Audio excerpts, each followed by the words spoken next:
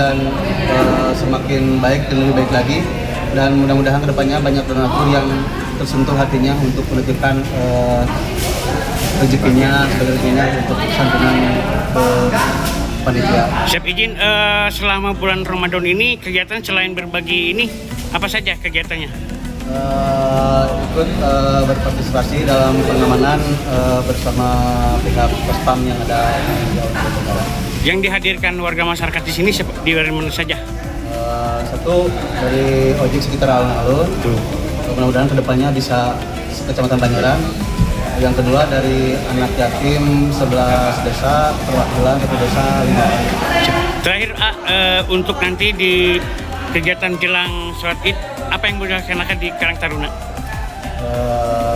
Ini Karang Taruna kan sekarang sounding dengan aliansi Ormas Tanjung Satu, ikut serta dalam pengamanan PAM malam Idul Fitri menjelang Lebaran.